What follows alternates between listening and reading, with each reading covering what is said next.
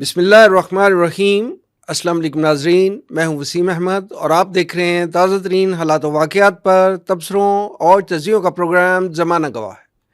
ناظرین، اسرائیل گزشتہ 21 ماہ یعنی 650 دن سے فلسطینی مسلمانوں کی نسل کشی میں مصروف ہے۔ اسرائیل کا یہ اقدام جنگی جرم اور انسانی حقوق کی سنگین خلاف ورزی ہے۔ پوری دنیا کے مسلمان اور کچھ ممالک کے حکمران بھی اس ظلم کے خلاف سراپا احتجاج ہیں، لیکن امریکہ کے اسرائیل کا مضبوط اتحادی ہونے کی وجہ سے آج کی تاریخ تک اسرائیل پر سفارتی، سیاسی اور اخلاقی دباؤ ڈالنے میں ناکام ہے۔ دوسری طرف ڈونلڈ ٹرمپ ابراہیم ایکارڈ 2 منصوبے کے ذریعے ڈنڈے کے زور پر اسرائیل کو تسلیم کروانے کی سر توڑ کوششیں کر رہا ہے۔ ناظرین، ارض فلسطین کے حوالے سے یہودیوں اور مسلمانوں کے درمیان اختلاف مذہبی، سیاسی اور تاریخی نوعیت کا حامل ہے، جس کی تاریخ صدیوں پرانی ہے۔ لیکن 1948 میں معاملہ اس وقت شدت اختیار کر گیا تھا جب یہودیوں نے فلسطین کے علاقوں پر قبضہ کر کے اس خطے میں ایک ناجائز ریاست اسرائیل قائم کی۔ فلسطینی عوام اپنے حقوق کے تحفظ اور قبلہ اول کی آزادی کے لیے کئی دہائیوں سے مزاحمت کر رہے ہیں۔ یہ مزاحمت ایک عرصے تک غیر مسلح عوامی احتجاج کی صورت میں نظر آئی، پھر کچھ عسکری جدوجہد بھی ہوئی، کئی مرتبہ امن مذاکرات اور معاہدے ہوئے، لیکن اسرائیل کی بے شرمی، ہٹ درمی اور توسیع پسندانہ عزائم کی وجہ سے اس مسئلے کا کوئی پائیدار حل نہیں نکل سکا۔ ناظرین، سوال یہ ہے کہ دنیا کب تک خاموش تماشائی بن کر یہ سب کچھ دیکھتی رہے گی؟ کیا اب بھی وقت نہیں آ گیا کہ عالمی برادری اس سنگین انسانی المیہ کے حل اور مظلوم فلسطینی مسلمانوں کے بنیادی انسانی حقوق کے تحفظ کے لیے مشترکہ اور مضبوط موقف اپنائے اور اس حوالے سے ٹھوس اقدامات اٹھائے؟ ہم آج کے پروگرام میں اس موضوع پر تفصیلی گفتگو کریں گے۔ میرے ساتھ تشریف فرما ہیں معروف دانشور اور تجزیہ نگار جناب توصیف احمد خان صاحب۔ ان کے ساتھ تشریف فرما ہیں تنظیم اسلامی کے شعبہ نشر و اشاعت کے ناظم جناب رضا الحق صاحب۔ آئیے گفتگو کا آغاز کرتے ہیں۔ رضا الحق صاحب، جیسا کہ آپ جانتے ہیں کہ اسرائیل جو ہے وہ غزہ میں مسلمانوں کا قتل عام، بلکہ جیسے میں نے عرض کیا کہ نسل کشی جاری رکھے ہوئے ہے۔ ان حالات میں مسلم ممالک کے حکمران اپنے بیانات کی حد تک یا ان کے طرز عمل جو ہے اس سے اسرائیل کو تسلیم کرنے کے حوالے سے تھوڑا سا نرم گوشہ فیل ہوتا ہے، اور کچھ ممالک تو تسلیم بھی کر چکے ہیں۔ آپ یہ فرمائیں کہ کیا مسلم ممالک کے عوام میں بھی یہی طرز عمل ہے، یہی پرسیپشن ہے، یہی خیالات ہیں اور یہی نظریات ہیں اسرائیل کے حوالے سے، یا ان کے خیالات اپنے حکمرانوں سے مختلف ہیں؟ بسم اللہ الرحمن الرحیم۔ بہت شکریہ وسیم صاحب۔ غالباً 22 ماہ کمپلیٹ ہونے کو ہیں کہ جب 7 اکتوبر 2023 کے بعد اسرائیل نے غزہ کے اوپر 650 دن ایگزیکٹلی 650 دن جی تو اس پر اٹیک کیا، اور اس کے بعد مسلسل یعنی روزانہ کی بنیاد کے اوپر وہ وہاں پہ جو اس کو پہلے بھی اوپن ایئر پریزن ہی کہتے تھے، یہ کوئی 7 اکتوبر سے معاملہ شروع نہیں ہوا، اس سے پہلے بھی ہوتا رہا۔ اور فرام 2006 جب حماس نے وہاں الیکشن جیتا تھا اور پھر اسماعیل ہنیہ کو انہوں نے ایز پرائم منسٹر نامینیٹ کیا تھا، لیکن ایک دن بھی نہیں رہنے دیا گیا ان کو، تو وہ ایگزائل میں پھر چلے گئے۔ بہرحال اس وقت سے لے کر تو 7 اکتوبر تک آلموسٹ 15 اٹیکس جو اسرائیل کے بڑے ہو چکے ہوئے تھے پہلے ہی، جس میں بہت سارے لوگ جو ہیں ان کو انہوں نے قتل عام کیا، شہید کیا، کہہ لیں آپ۔ اس مرتبہ خاص طور پہ یہ جو 22 ماہ ہے، اس کے اندر یہ پہلا جینوسائیڈ ہے جو کہ لائیو نشر کیا جاتا ہے یا دکھایا جاتا ہے۔ سوشل میڈیا پہ دیکھ لیں، آپ کو بچوں کی حالت اور لاشیں ان کی نظر آتی ہیں، خواتین کے اوپر حملے۔ اچھا، پھر یہ کہ انٹرنیشنل باڈیز جو ہیں، انٹرنیشنل جو آرگنائزیشنز ہیں، ان کی طرف سے بھی اس پورے معاملے کے اندر جو حملے ہیں اس کو جینوسائیڈ قرار دیا گیا۔ مثلا for example international court of justice نے ٹو دیٹ ایفیکٹ تقریباً اپنے فیصلے میں یہ بات کی تھی۔ جو یہ فرانسسکو البنیزی ہے، اس نے ابھی پچھلے دنوں جو معاملہ پورا اٹھایا اور اس کو پھر امریکہ کے اندر بھی بلیک لسٹ بھی کیا گیا، اور یہ کہا گیا کہ یہ جو خاتون ہے یہ اینٹی سیمائٹ ہے۔ اینٹی سیمیٹزم کا کارڈ تو خیر وہ بہت استعمال کرتے ہیں، اگرچہ وہی جن کے خلاف اینٹی سیمیٹزم یا یوں کہیں ہولوکاسٹ ہوا تھا، وہی اس وقت ہولوکاسٹ کر رہے ہیں۔ تو یہ معاملہ اپنی جگہ درست ہے کہ قتل عام جاری ہے. پہلے وہ انہوں نے بامبنگ کے ساتھ وہ جو 5 زونز کے اندر غزہ کو تقسیم کیا گیا ہے اور باری باری سب پہ خوب بمباری کی. نہ کوئی ہاسپٹل چھوڑا، نہ کوئی اسکول چھوڑا، نہ کوئی ان کے پناہ گزین کیمپس جو ہیں ان میں سے کسی کو چھوڑا، عام گھروں کو بھی نہیں چھوڑا. تو 70 to 90% عام طور پہ کہا جاتا ہے کہ تقریباً غزہ تباہ ہو چکا ہے. اور شہادتیں جو بتائی جاتی ہیں میڈیا کے اوپر وہ آلموسٹ 60,000 ہیں، 1 لاکھ سے اوپر زخمی ہیں. لیکن جو آن دا گراؤنڈ ریالٹیز نظر آتی ہیں وہ شاید کہیں زیادہ ہوں گی. یہ اپنی جگہ پہ ہے. اب جب یہ معاہدہ ہوا تھا غالباً 15 جنوری کو اس کے اوپر باقاعدہ ایگریمنٹ ہوئی تھی اور ان ایفیکٹ یہ 20 جنوری کو آیا تھا، یعنی کہ جب ٹرمپ جس دن اس کا انوگریشن تھی. تو اس حماس اور جو صہیونی ریاست اسرائیل ہے ناجائز جسے ہم کہیں گے اور مقبوضہ فلسطین کہہ سکتے ہیں، تو وہاں پہ یہ قتل عام ایک مختلف شکل اختیار کر گیا. اس میں یہ تھا کہ ہیومینیٹیرین ایڈ دی جائے گی. اب وہ بمباری تو اپنی جگہ جاری ہے، لیکن ہیومینیٹیرین ایڈ کے حوالے سے جتنا ان کو کنسیشن دی گئی تھی، ایک تو اس کو بلاک کر دیا گیا. ری بلڈنگ کے لیے بھی بڑی مشینریز وہ بھی نہیں آنے دی، اور یہ جو آٹا وغیرہ اس طرح کی چیزیں موجود ہیں ان میں بھی جتنا ریکوائرڈ تھا اس میں سے صرف 1 یا 2 کئی مرتبہ 4 ٹرکس کو جانے دیا جاتا ہے اندر. اور پھر فنلنگ کی جاتی ہے خاص طور پہ جب وہ وہاں پہ لوگ وہ لائن میں لگتے ہیں اور وہ آٹا حاصل کرنے لگتے ہیں، تو اس کے کچھ وقت کے بعد 20 منٹ کے بعد باقاعدہ سنائپرز جو اسرائیلی ہیں وہ ان کو ٹارگٹ کرنا شروع کر دیتے ہیں، گولیاں مارنا شروع کر دیتے ہیں. حالیہ رپورٹس کے مطابق جو انٹرنیشنلی بھی سامنے آئی ہیں، آلموسٹ 700 پیپل صرف پانی حاصل کرتے ہوئے ان کو شہید کر دیا گیا کیونکہ وہ صاف پانی لینا چاہ رہے تھے. تو مسلمان حکمرانوں کا معاملہ یہ ہے کہ جو تو بالکل قریبی ہیں ان میں سے بعض نے اسرائیل کو تسلیم کیا ہوا، ابھی تک کیا ہوا ہے اس پوری کیٹاسٹروفی کے بعد بھی.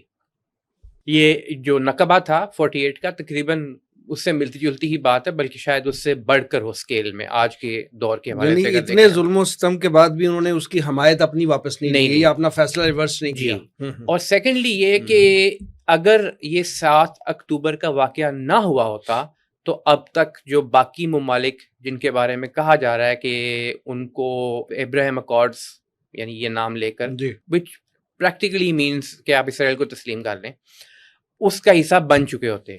لیکن 7 اکتوبر ہوا، اس کے بعد اسرائیل نے جو کیا اس کی وجہ سے پوری دنیا میں اس کے خلاف نفرت پیدا ہوئی. آپ نے وہ کرنا تو اب بھی چاہ رہے ہیں لیکن عوامی جو ہے عوامی پریشر میں وہ نہیں کر پا رہے، ڈفرنٹ ہے، اور عوام کے اندر غم و غصہ اپنی جگہ موجود ہے، اس میں کوئی شک نہیں. عوام اپنے دلوں میں کبھی تسلیم نہیں کریں گے، لیکن شاید وہ اس پوزیشن میں نہ ہوں کہ وہ اپنی حکومتوں کو ٹاپل کر سکیں یا ایکشن لے سکیں. تو عوام کے اندر یہ سینٹیمنٹ پایا نہیں جاتا جو آپ حکمرانوں کے اندر دیکھتے ہیں. لیکن عوام ان ممالک جن کی ہم بات کر رہے ہیں مسلم ممالک، ان کی اکثریت میں ان کی سنی بھی نہیں جاتی، ان کی اہمیت بھی نہیں ہے. اہمیت انہی کی ہوتی ہے جو جس کو ہم ایلیٹ کہتے ہیں، رولنگ ایلیٹ، اشرافیہ. جو فیصلہ انہوں نے کیا عوام کچھ وقت تک اپنی بات جو ہے وہ یعنی جن کے پاس اقتدار اور اختیار ہے سنی انہی کی جاتی ہے. عوام کے جذبات اور ان کے نظریات اور ان کے رجحانات کا خیال نہیں رکھا صرف پاکستان میں نہیں ہے. ہائیڈ پارک میں جب عراق کے اوپر حملہ کیا تھا تو 1 ملین لوگوں نے مارچ کیا تھا، تو کیا برطانیہ نے بدل دیا تھا اپنا فیصلہ؟ نہیں، یہ چیزیں اور جگہ طے ہوتی ہیں اور طریقے سے چلتی ہیں.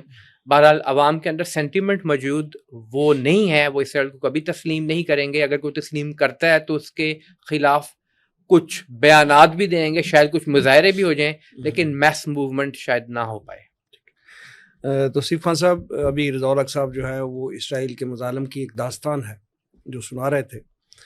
آپ یہ فرمائیں کہ گراؤنڈ ریئلٹی اس وقت یہی ہے جو انہوں نے بیان فرما دی، لیکن جو ہے اسرائیل وہ غزہ کے فلسطینی جو مسلمان ہیں ان پہ بڑا رحم کرتا ہے، بڑا کرم کرتا ہے کہ وہ جو امداد کے کچھ ٹرک ہوتے ہیں وہ ہفتے میں کچھ جانے دیتا ہے، اس کی اجازت دیتا ہے.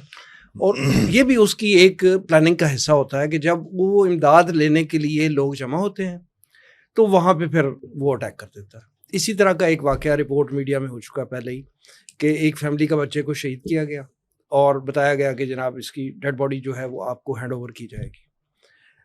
وہ ڈیڈ باڈی لینے کے لیے لوگ آئے, ڈیڈ باڈی ان کو دے دی گئی. جب وہ لوگ زیادہ اکٹھے ہوئے تو اصل میں اس میں بم تھا, جو ٹائم بم تھا, جو بلاسٹ کر دیا گیا اور وہاں پہ میسو قسم کی جو ہے وہ ہلاکتیں ہوئیں, شہید ہوئے لوگ. تو اس طرح کے واقعات ہوتے ہیں.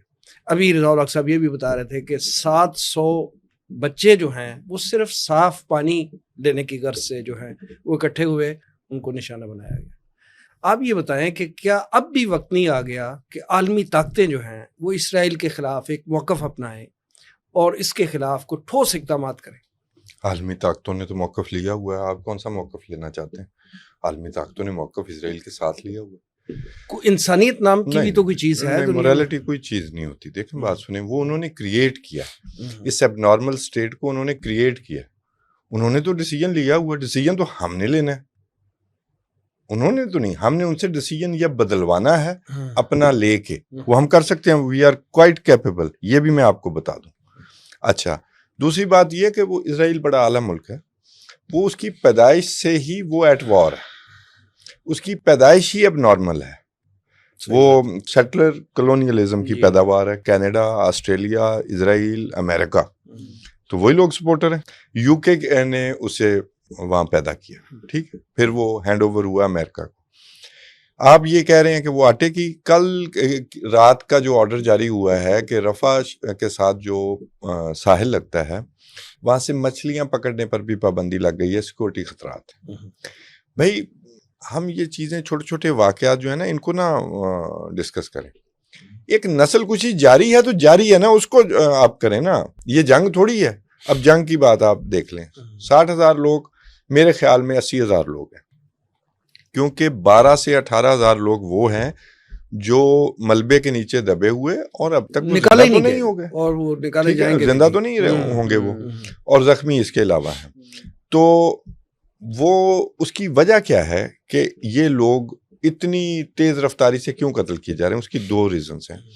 ایک تو یہ ہے کہ نکبہ 2 ہے, اس کو خالی کرنا ہے. میں کل وہ اس کے اسرائیلی فوجی کی وہ بیوہ دیکھ رہا تھا, اس کی گرل فرینڈ تھی شاید, تو وہ اس کا سن رہا تھا, تو اس نے کہا کہ وہ دنیا کا اعلیٰ ترین آدمی تھا اور وہ روزانہ مجھے آ کے بتاتا تھا کہ ہم نے کتنے لوگ مارے ہیں فلسطینی. وہ حماس کی یا اسلامک جہاد والوں کی بات نہیں کر رہی تھی, اور اس نے کہا مجھے یقین ہے کہ اب اس جنگ کو فوراً ختم ہونا چاہیے. ختم سے مراد فنش ہونا چاہیے, فنشنگ کرنی چاہیے, اور جس جگہ پر وہ مرا ہے وہاں پر وہ ہم اپنا فارم بنائیں گے اس کی یاد میں. پبلک سپورٹ ہے, اسرائیل کی حکومت نہیں ہے صرف, اسرائیلی لوگوں کی اس وقت پبلک سپورٹ ہے جو پہلے ڈیوائیڈڈ تھی اس جینوسائیڈ کے لیے, تو اس کو اس طرح لیں. اب آگے آپ کہہ رہے تھے عالمی طاقتیں, عالمی طاقتوں کا رخ موڑا جا سکتا ہے. بعض کی منافقت ہے, بعض نے ڈیسیجن لیا ہوا ہے. پاکستان, ایران, ترکی, یہ کوئی فیصلہ کر لیں تو فیصلہ بدل جائے گا. کس کا فیصلہ بدل جائے گا؟ جو وہاں پر نسل کشی کا فیصلہ ہوا ہے, جو وہاں مڈل ایسٹرن رائیویریا کا فیصلہ ہوا ہے, یہ ان کی سے اگر یہ 3 ممالک آپ کے کہنے کے مطابق متحد ہو جائیں تو کیا امریکہ اپنی پشت پناہی جو اسرائیل کی ہے وہ واپس لے لے؟ ایران کی دفعہ کیا ہوا جب ایران نے جواب دیا تو اس کے پیچھے کھڑا ہو گیا. نہیں کھڑا ہوا, لیکن اس کے بعد دنیا بہادروں کی ہے, دس وے آر دی ادر. ٹھیک ہے, اب آپ نے کیا دیکھنا ہے جی. اور فلسطین میں 78 سال بھی انہوں نے اپنے بچے شہید کرا لیے, اپنے مائیں بہنیں بیٹیاں بھائی باپ سارا کچھ, اور اب جو نسل کشی جاری ہے اب تو وہ فنشنگ ٹچ دے رہے ہیں. یہ ایک بات کی جاتی ہے کہ جی وہ حماس حملہ نہ کرتا تو یہ معاملہ ہی نہیں ہونا تھا, اتنی بربادی ہوئی. یہ اللہ کے بندے تاریخ تو پڑھ لیا کریں.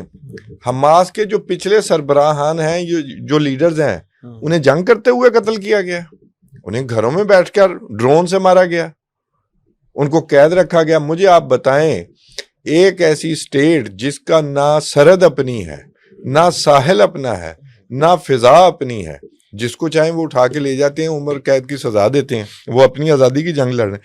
ان کے پاس اپنے 19-20 ہزار قیدی چھڑوانے کا طریقہ کار کیا ہے؟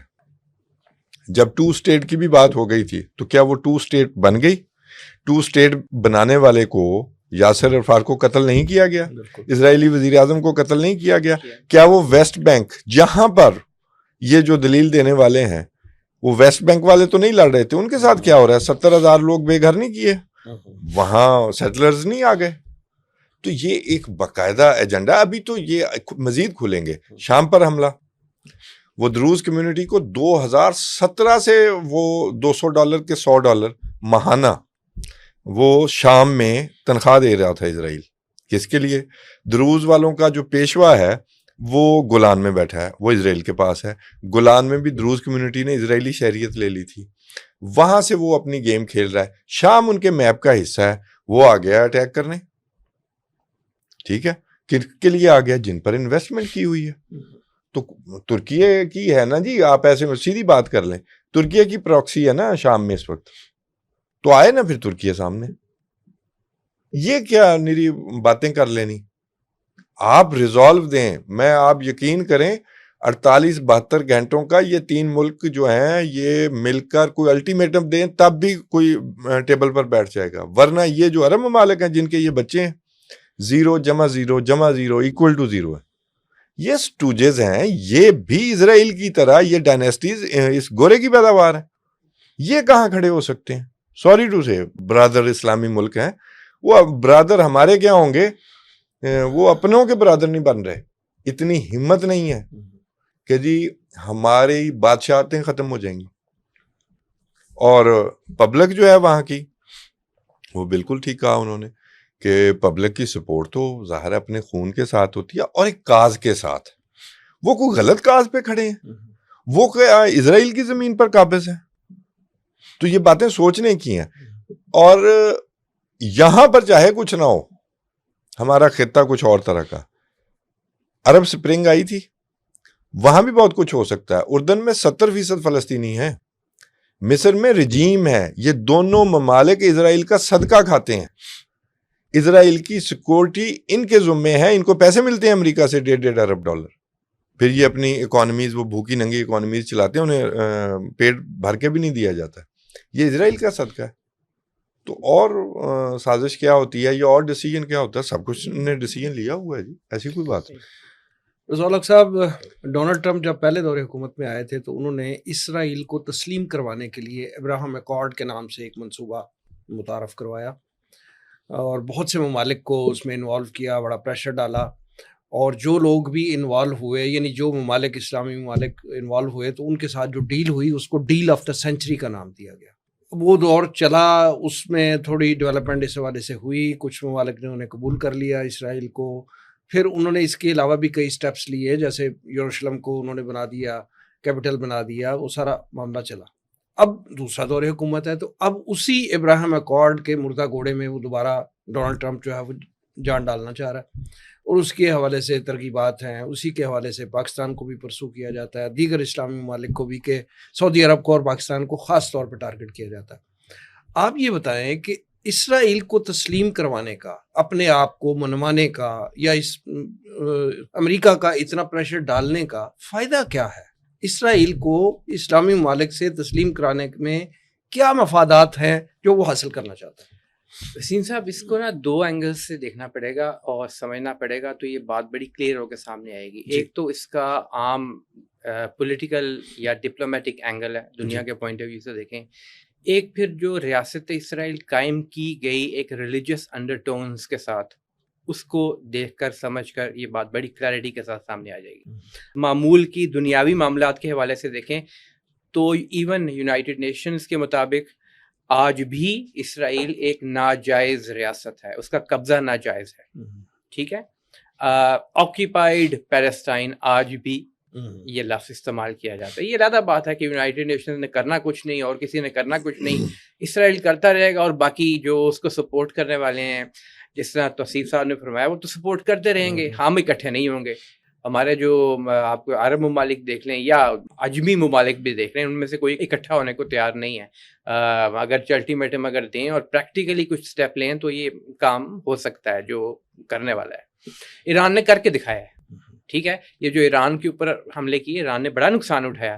وہ آخری 4 دنوں میں دیکھیں تو اسرائیلی جو تھے وہ دیور پریکٹیکلی بیگنگ کے ہمارے ساتھ کوئی امن کا معاہدہ کر لیں. ان کو بھی پہلی دفعہ شاید یہ احساس ہوا کہ جب بلڈنگیں گرتی ہیں تو ہوتا کیا اور جب میزائل آ کے لگتے ہیں تو ہوتا کیا ہے. بہرحال یہ ایک اپنی جگہ حقیقت ہے. اسرائیل یہ چاہتا ہے کہ اس کو لیجٹیمیسی ملے. یہ پہلا ابراہیم اکارڈز کیوں کروایا گیا تھا؟ اور بنیادی طور پہ یو اے ای اور اس سے بھی پہلے پیس ٹو پراسپیرٹی والی جو بحرین کے اندر 2019 میں ایک پوری کانفرنس تھی، 100 عرب ممالک کے وزراء خارجہ کو بلایا گیا تھا. ایک 100 صفحے کا ورکنگ ڈاکیومنٹ پیش کیا تھا وہاں پر اس نے، ٹرمپ نے. اور اس وقت اس کا جو ایڈوائزر تھا بنیادی طور پہ، جس نے آگے فرنٹ پہ آ کر کام کیا تھا یہ سارا، جیریڈ کشنر تھا، ایوانکا ٹرمپ کا ہسبینڈ جو ہے.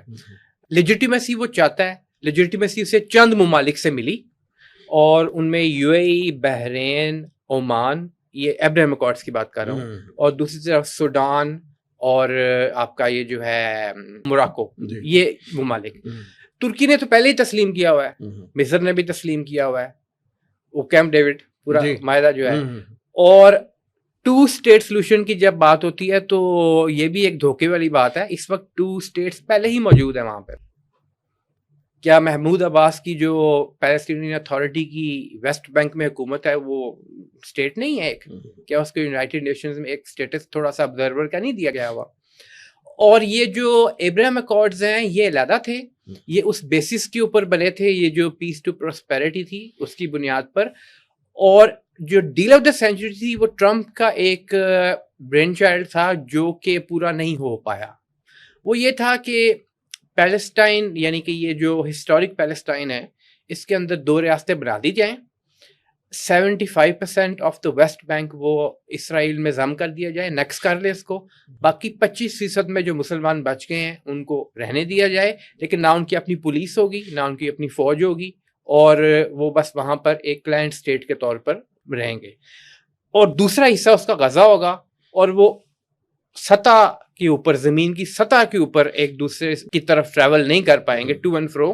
نیچے ایک سرنگ بنائی جائے گی 30 میل کی، اور اس 30 میل کی سرنگ جو ہے اس کے اندر باقاعدہ یہ ٹریول ہوگا.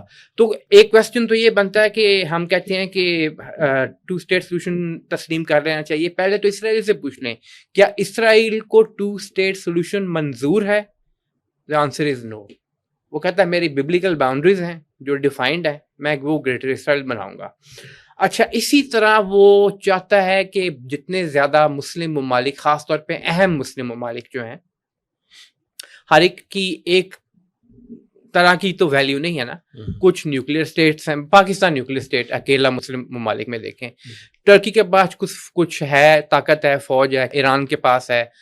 افغانستان کے اندر دیکھا اس نے کہ وہاں پہ بہرحال انہوں نے کچھ امریکہ اور باقی لوگوں کو 20 سال کی پوری جنگ کے اندر گوریلا وارفیئر کے ذریعے کچھ شکست دی. اور فلسطین کے اندر خود وہاں پہ کوشش بڑی انہوں نے کی، اور 2006 میں پھر یہ خود واپس گئے تھے. پہلے وہاں سیٹلرز اور حکومت جو تھی وہ اسرائیل کی ہی ہوا کرتی تھی ایریل شیرون کے دور حکومت میں. پھر وہاں سے خود وہ واپس آ گئے تھے کیونکہ وہ روزانہ کی بنیاد پر وہاں پہ سیٹلرز کے اوپر حملے ہوتے تھے. مسلمان تو یہ برداشت نہیں کر سکتے کہ یہ ان کو ایک جگہ پہ قید کر کے اور وہاں پہ دوسرے بھی آباد ہوں اور وہ کہیں علاقہ یہ ہمارا ہے تمہارا ہے نہیں. تو اب وہ لیجیٹیمیسی بھی چاہتے ہیں، وہ ٹریڈ اور ڈپلومیٹک ٹائز بھی چاہتے ہیں کہ ایمبیسیز کھلیں. آپ نے دیکھا کہ پہلے ابراہیم اکارڈز کے نتیجے میں جن ممالک نے تسلیم کیا وہاں ایمبیسیز بھی کھل گئیں.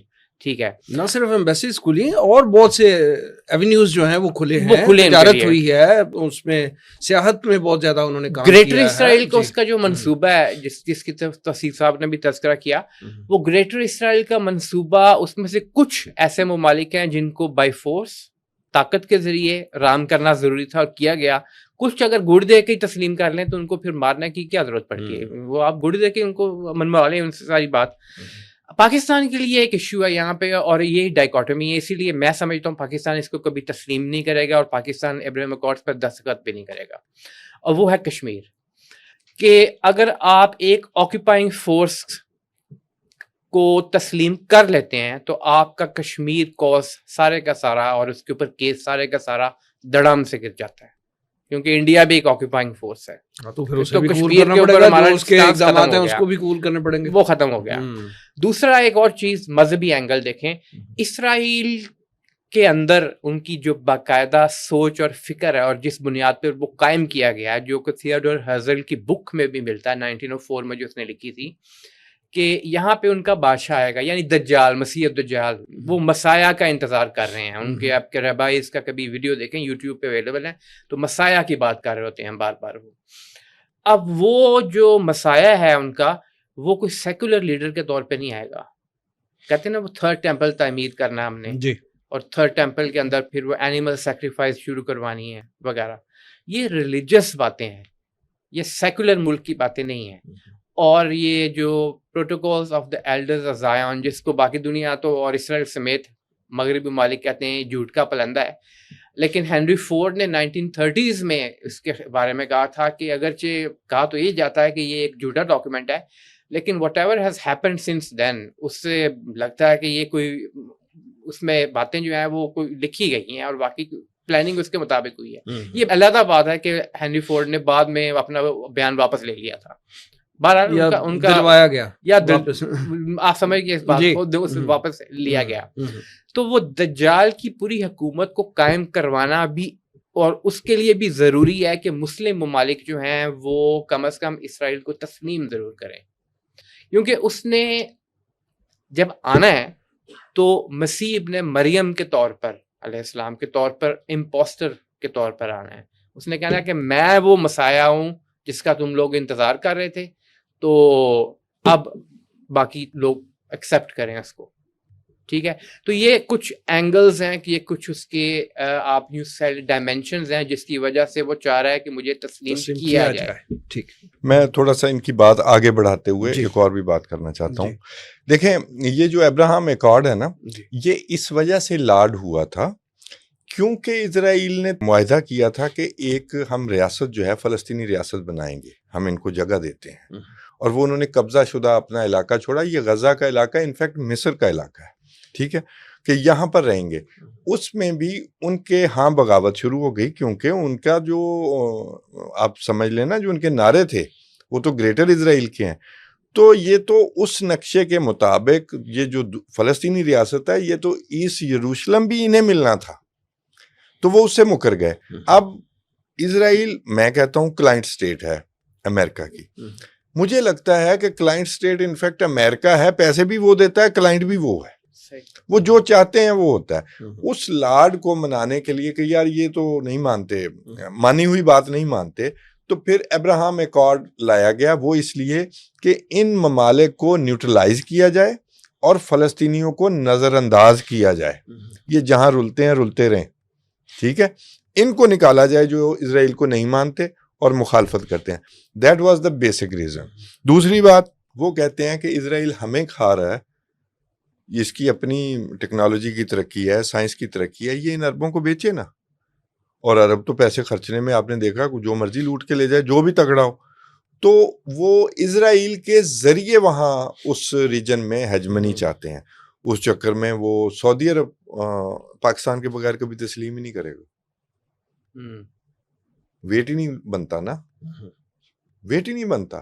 میں نے کہا ممالک تین ہی ہیں، تو اس لیے ان کو کہ یار ان کے ساتھ سعودی عرب تسلیم کر لیتا ہے، ہاں جی، تو کیا ہے، پھر پاکستان کی اتنی ضرورت رہے گی. پاکستان بہت بڑا ملک ہے، سعودی عرب کیا ہے، اسرائیل آپ صرف پیسوں کو اسرائیل کے پوائنٹ آف ویو سے پاکستان کی امپورٹنس کہیں زیادہ ہے. وہ پاکستان سے کسی اچھے وقت میں پاکستان کو ایٹمی طاقت کے طور پر نیوٹرلائز کرنا چاہتا ہے. یہ تو ہے ہی نیوٹرلائزڈ، یہ تو اندرون خانہ تو ان کے تعلقات آج بھی ہیں. پاکستان ایران بھی ایک ہرڈل آپ کہہ سکتے ہیں میری نظر میں. تو پاکستان از اے ریئل تھریٹ. میں نے شاید اسی پروگرام میں ذکر کیا ہوا ہے کہ یہ نیتن یاہو کی بات میں آپ ایسے سمجھ لیں کہ میں نے سنی ہوئی اور دیکھی ہوئی ہے. اس نے کہا کہ اٹامک پاور تو ان کے پاس ہے، وہ تو بنا رہا ہے، ایسے ہی اس کے بنانے کا پروپیگنڈا ہے. آپ کے اوپر 2 دفعہ اٹیک کی کوشش اسرائیل نے کیوں کی؟ آپ سے تو 3000 کلومیٹر دور ہے. وجہ یہ انٹرویو میں اس نے باقاعدہ نتنیاہو اور بین گوریون کی اسٹیٹمنٹ کب کی بات ہے، کب کی بات ہے. تو آپ ہیں اصل ملک، ترکی ہے اصل ملک، ایران ہے، 5,000 سال کی سویلائزیشن ہے پیچھے. ان سے خطرہ ہے, ان سے کیا خطرہ ہے؟ یہ تو پیداوار بھی وہیں کی ہیں.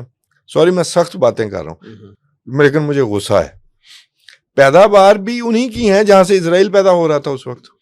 ان میں اور ان میں سوائے یہ یہودی یا مسلمان ہونے کے اور کیا فرق ہے؟ رضا الحق صاحب, گراؤنڈ ریئلٹی اب یہ ہے کہ پاکستان کی سول اور عسکری قیادت جو ہے وہ عملی طور پہ, چاہے یہ معاملہ اسرائیل اور فلسطین کی اس کو ہو, ان کی لڑائی کا ہو معاملہ, یا اسرائیل کو تسلیم کرانے کا معاملہ ہو, عملی طور پہ پاکستان کی سول اور عسکری قیادت جو ہے وہ امریکہ اور چائنا کے مفادات میں سینڈوچ ہو کے رہ گئی. ان حالات میں آپ اپنی حکومت کو کیا مشورہ دیں گے؟ پہلے میں آپ کی رائے لوں گا, پھر میں توصیف احمد خان صاحب کی طرف جاؤں اس گا. میں وسیم صاحب یہ کوئی شک نہیں, سینڈوچ تو ہوئے ہیں. اور بنیادی طور پہ آج سے کوئی آپ 20 سال پہلے چلے جائیں اگر, تو اس وقت تو ایک ہی پاور تھی, وہ یو ایس اے تھی جی, اور وہ خاص طور پہ سوویت یونین کے فال کے بعد جی, اور اس کے بعد چائنا نے گرو کرنا شروع کیا, اکانومی سے سٹارٹ کیا, اب وہ ملٹری میں بھی بہت اوپر ہے. اور اب بات یہی ہوتی ہے, ایون جو پاکستان انڈیا کی پچھلے کچھ عرصہ پہلے اسکرمشز ہوئی ہیں, انہوں نے ڈرونز بھیجے, پھر ہم نے بھیجے وغیرہ, اور اس میں کامیابی پاکستان کو ہی ہوئی الحمدللہ, اللہ تعالیٰ کا بڑا کرم ہوا. تو اس میں بھی کہا ہی جا رہا ہے کہ امریکن اور اسرائیلی ٹیکنالوجی اور چائنیز ٹیکنالوجی کا آپس میں ایک مقابلہ تھا. وہ تو چائنا کے اوپر پاکستان کی ریلائنس بہت بڑھ چکی ہے پچھلے 8-10 سال کے اندر, اکانومی وائز بھی, انفراسٹرکچر کے حوالے سے بھی, اور آپ کے military hard where, soft where, firm where, تمام چیزوں کے لیے. ٹھیک. اور یہ بھی بات درست نہیں ہے کہ پاکستان اب امریکہ پر ڈپینڈنٹ ہے اپنے ملٹری ہارڈ ویئر کے لیے. کسی حد تک تھا, پہلے بہت زیادہ تھا, اور وہ خاص طور پہ جب F-16 بھی وہاں سے لیتے تھے اور آپ اپنے ٹینکس بھی ادھر سے لیتے تھے. اب تو پاکستان خود بناتا ہے اور کچھ چیزیں چائنا سے بھی لیتا ہے. تو لیکن امریکہ کی جو طاقت ہے اس کو انڈر ایسٹیمیٹ کبھی بھی نہ کریں. انٹرنیشنل انسٹیٹیوشنز ابھی بھی امریکہ کے ہاتھ میں ہیں. IMF سے اگر آپ نے لون لینا ہو تو جب تک امریکہ اس کو یہ نہیں کہے گا کہ دے دو, اس وقت تک وہ نہیں دے گا. اور اس کے اندر کچھ کنڈیشنز بڑی کلیئر ہوں گی, آپ کے سامنے نظر آئیں گی آپ کو کہ جی وہ ٹیکس بیس اپنا جو ہے وہ انکریز کرو وغیرہ وغیرہ. کچھ ہڈن کنڈیشنز بھی ہوں گے, وہ ہڈن کنڈیشنز آہستہ آہستہ ہی سامنے آتی ہیں, یا اگر آپ اس کو ڈاٹس کو ملائیں اور ذرا تھوڑا ڈیپ انالیسس کر کے دیکھیں تو واضح ہونا شروع ہوتی ہیں. تو یہ سینڈوچ تو اپنی جگہ موجود ہے. اور ایک اب بہت جلد میرے نزدیک, میں غلط بھی ہو سکتا ہوں اس پہ, لیکن بہت جلد وہ وقت آئے گا کہ پاکستان کو فیصلہ کرنا پڑے گا کہ مجھے کس طرف اپنا رخ کرنا ہے, کس کے ساتھ ملنا ہے. کیا میں امریکن لابی اور اس کے ساتھ رہوں, یا میں چائنیز اور رشین یہ جو لابی بن رہی ہے اس کے ساتھ, اس کے پلڑے میں اپنا وزن ڈالوں. انڈیا کو بھی یہ فیصلہ جلد کرنا پڑے گا, صرف پاکستان کو ہی نہیں. تو بہرحال صورتحال اس وقت تو فلوئڈ ہے, وہ کہتے ہیں ان میلٹنگ پاٹ. دیکھتے ہیں کیا بنتا ہے. توصیف صاحب آپ فرمائیں کہ کیا پاکستان جو ہے یہ دونوں بڑی طاقتوں کے درمیان سینڈوچ بن کے بہتر گزارا کر سکتا ہے, یا جیسے رضا الحق صاحب فرما رہے ہیں کہ ایک قوت کی طرف جانے کا یا اس کا الائی بننے کا جو ہے وہ پاکستان کو فیصلہ کرنا بہتر رہے گا؟ وہ ٹھیک ہے کہ امریکہ آج بھی بڑا ہے تو ہمیں انگیجمنٹ تو نہیں چھوڑنی چاہیے, ٹھیک بات, لیکن ریلائنس بے شک کم ہو جائے, اور جو کم ہوئی بھی ہے. میں عرض کرتا ہوں, ہم نے امریکہ کو نہیں چھوڑا کبھی بھی, ہماری بہت محبت ہے. ہمارے تمام ڈکٹیٹرز کی ان کی تو لائف لائن تھی. ہمیشہ ڈسون ہمیں امریکہ نے کیا ہے. تو وی ہیو نو چوائس, کبھی اب انڈیا کا خطرہ ہو یا جو بھی معاملہ ہو, ہم نے کہیں سے تو کچھ لینا ہے. ساری دنیا لیتی ہے, انڈیا کے پاس امریکن اسلحہ تھا, اسرائیلی پہنچے, فرینچ اسلحہ ہے, رشین ہے, تو ہمارے پاس بھی ہے. ہمارے پاس جہاں سے آپشن تھی ہم نے لے لیا. انفیکٹ دونوں ماڈلز کا فرق ہے. ہم یہاں غلطی کرتے ہیں سوچ میں کہ جی ہم نے کس طرف جانا ہے. دونوں ماڈلز کا فرق ہے. چائنا وہ ملک ہے جو آپ کو ہمیشہ کہتا ہے کہ آپ امریکہ سے انگیجمنٹ رکھیں, آپ جنگ سے بچیں, آپ اپنے ملک میں امن لائیں. ایس سی او کیا ہے؟ ایس سی او یہ ہے جو اس کا آبجیکٹیوز تھے جو طے ہوئے, شنگھائی 5, شنگھائی 3, پھر 2012 میں آ جائیں تو جب براک اوباما نے کہا کہ ہم ٹرانس اٹلانٹک سے اب انڈو پیسفک میں ہمارا مسئلہ ہے, ایشیا کی سینچری ہم نہیں بننے دیں گے, تو سیپریٹزم, ٹیررزم اور ایکسٹریمزم. یہ 3 چیزوں پہ SCO کھڑا ہوا ہے. ٹھیک ہو گیا. چین کا ماڈل ہے جو برزنسکی نے جو وہ تو اس نے کانٹورز بتائے تھے کہ جو ملک اگلے 100 سال میں سینٹرل ایشین سٹیٹس میں ڈومینیٹ کرے گا وہی سپر پاور رہے گا. وہیں لڑائی جاری ہے. اچھا یہ SCO ہو, برکس ہوں, یہ آپ دیکھ لیں کس طرف جا رہا ہے. چائنیز نے اپنا جو آبجیکٹو بنایا ہوا ہے کہ 2050 تک ہم ملیٹریلی کہیں بھی انگیج نہیں ہونا چاہتے. ٹھیک ہو گیا. آپ نے ایران کے بھی معاملے میں دیکھا لمیٹڈ, خاموش رہتے ہیں. سر ان کا ماڈل ہے ایبسولوٹ سیکورٹی کا, امریکہ کا zero sum game. Absolute security کیا ہے کہ my security at the expense of your security, کہ یا آپ نہیں یا میں نہیں. یہ بلاک سسٹم جس کو کہا جاتا ہے, پرانا جو ماڈل ہے. ٹھیک ہے. اس بنیاد پر وہ الائی بناتے ہیں یا الائنس توڑتے ہیں. چین کا اس کے مقابلے میں کوائٹ ڈفرینٹ ماڈل آیا ہے. وہ ہے انڈیویزبل سیکورٹی, ریلیٹیو سیکورٹی, کہ آپ اس کمرے میں ایک چھت کے نیچے آ جائیں, جو بھی ممبرز ہیں وہ ترقی کریں, ترقی کے ذریعے پیس پراسپیرٹی حاصل کریں, اور جو اپنے مسائل ہیں وہ مل بیٹھ کر حل کریں. اس حوالے سے اسی SCO فورم کو استعمال کرتے ہوئے چین نے 2 دفعہ انڈیا کو تجویز پیش کی کہ آپ ٹرائی اینگولر کانفرنس کر لیتے ہیں, پاکستان, انڈیا, چائنا, اور بیٹھ کر ترقی کر لیں, معاملات حل کر لیں. اور یہ جو ان کا پرانا صدر ہے ڈنگ شاؤ پنگ, یہ اس کا راجیو گاندھی کے دورے کے وقت کی یہ بات ہے جب انہوں نے کہا تھا کہ اگر یہ ایشیا کی سینچری بننی ہے تو انڈیا اور چائنا نے مل کر ترقی کرنی ہے اور باقی چھوٹے ممالک کو ساتھ لے کر چلنا ہے. جو یہ ماڈل ہے, جو رشیا اور چائنا کا ماڈل ہے, ایک تو یہ کہ وہ اپنی آئیڈیالوجی نہیں بیچیں گے, یہ طے ہے. دوسری بات یہ ہے کہ یہاں لیڈر کوئی نہیں ہوگا, every country will be a partner, یہاں کوئی لیڈر نہیں ہے. تو یہ انڈیویزبل سیکورٹی اور بلاک سسٹم کا معاملہ ہے. ہمیں کیا سوٹ کرتا ہے وہ میری باتوں سے ہی آپ کو سمجھ آ گیا ہوگا. رضا الحق صاحب, ناجائز صہیونی ریاست اسرائیل جو ہے, تنظیم اسلامی جو ہے, اس کے حوالے سے پالیسی یہ رکھتی ہے کہ اس کو کسی صورت تسلیم نہیں کرنا چاہیے.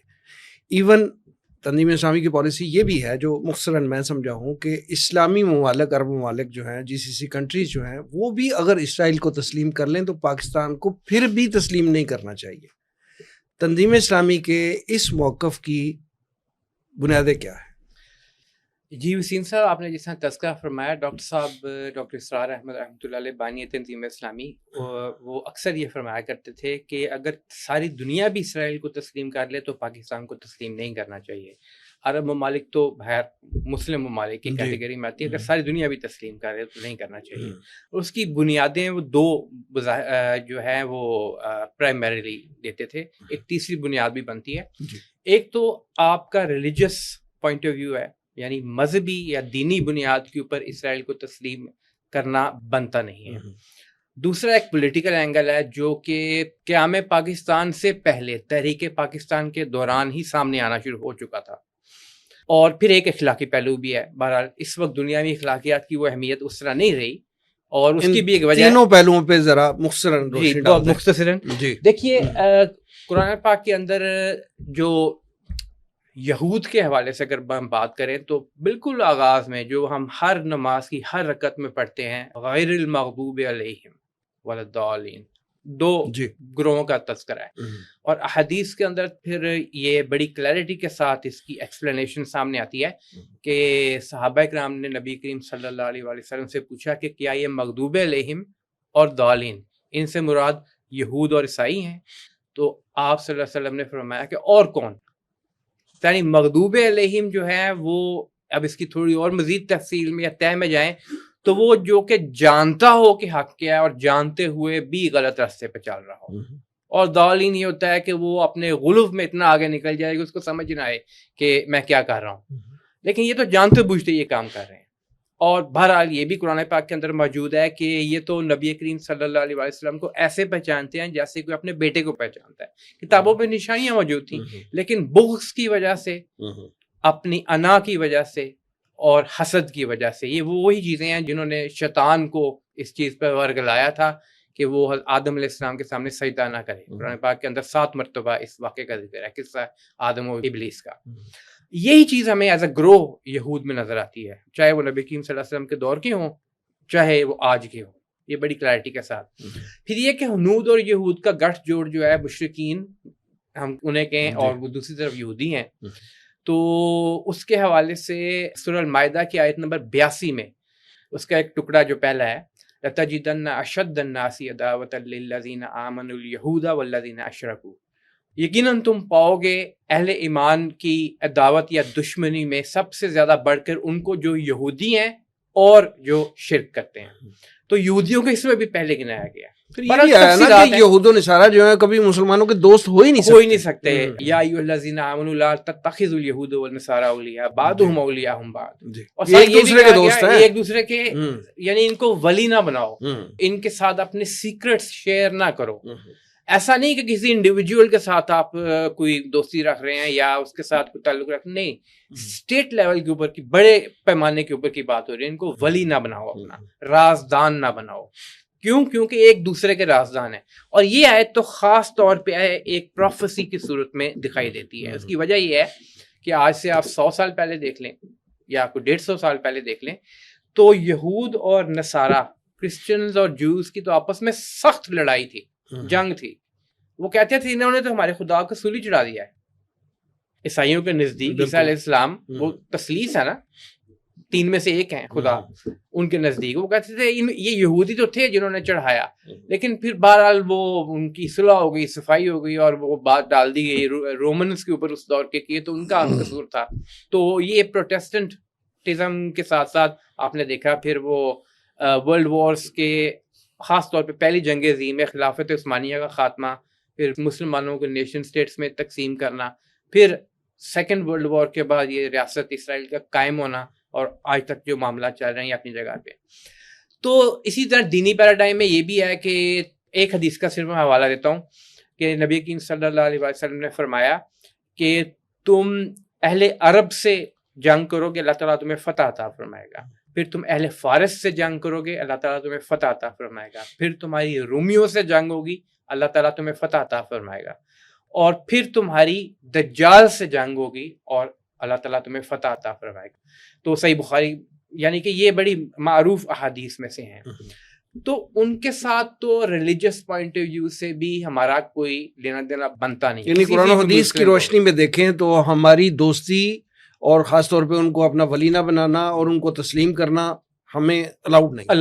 آگے secondly political point of view سے دیکھیں تو قیام پاکستان سے پہلے میں دیکھ رہا تھا 1919 میں 1919 میں, ابھی ریاست اسرائیل تو بہت بعد قائم ہوئی ہے نا, 1919 میں اقبال نے اپنی ایک تقریر کے اندر جو سامنے بات پیش کی وہ یہ تھی کہ یہ پہلی جنگ عظیم کے دوران جو یہ فیصلہ کیا گیا تھا کہ فلسطینی جو ہیں ان کو اپنی جو مقام ہے وہاں سے ہٹایا نہیں جائے گا اور دوسروں کو لا کے آباد نہیں کیا جائے گا. پرٹیکولرلی یہود کا تذکرہ کیا, تو اس کے اوپر جو تاج برطانیہ ہے وہ عمل درآمد کروائے. 1937 میں جب یہ باقاعدہ ایک پلان سامنے آنا شروع ہوا کہ اسرائیلیوں کو اب یہاں پہ, کیونکہ وہ بلفور ڈیکلیریشن کے بعد ان کی وہاں پہ سیٹلمنٹ شروع ہو چکی تھی, تو اس وقت بھی اقبال نے یہ تذکرہ کیا کہ جو فرسٹ اور سیکنڈ ورلڈ وار کے بعد طے ہوئے تھے معاملات, جن کے اندر یہ تھا بلفور ڈیکلیریشن کی آپ تحریر پڑھیں تو جہاں اس میں یہ لکھا ہوا ہے کہ تاج برطانیہ کی یہ ایک خواہش ہے اور وہ اس چیز کے اوپر اپنا وعدہ دیتی ہے, لارڈ راسچائلڈ کو باقاعدہ لکھا ہوا ہے کہ فلسطین میں ایک یہودی ریاست قائم کی جائے گی.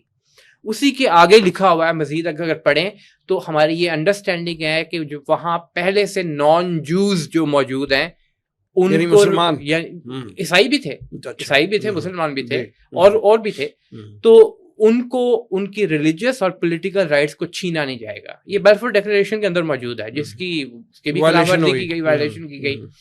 پھر کیا ہے, پاکستان سے پہلے تقریباً چند سال پہلے ایک انٹرویو میں روئٹرز کا جو دیا قائد اعظم نے, اس میں انہوں نے تذکرہ کیا باقاعدہ اس چیز کا کہ جب تک ایک بھی مسلمان مرد یا عورت زندہ ہے وہ فلسطین میں یہودی ریاست کے قائم ہونے کو کبھی تسلیم نہیں کرے گی. اور 1948 میں اسرائیل کے قیام کے بعد تو بہرحال یہ زبان زد عام ہے کہ اس نے جب پوچھا گیا تو انہوں نے کہا کہ illegitimate child of the West. تو پولیٹیکل اینگل پھر آپ کو یہ بھی نظر آتا ہے کہ ہمارے پہلے وزیر اعظم جب لیاقت علی خان گئے تو وہاں پہ ان کو اسرائیل کو تسلیم کرنے کے بدلے میں پاکستان کو بہت کچھ پرووائڈ کرنا یا ان کو فیسیلیٹیٹ کرنا اکنامک پوائنٹ آف ویو سے بھی باقی پوائنٹس آف ویو سے بھی یعنی ان کی طرف سے آفر آئے تو ان کا جواب یہ تھا کہ gentlemen our souls are not for sale. ہماری روحیں جو ہیں وہ برائے فروخت نہیں ہیں.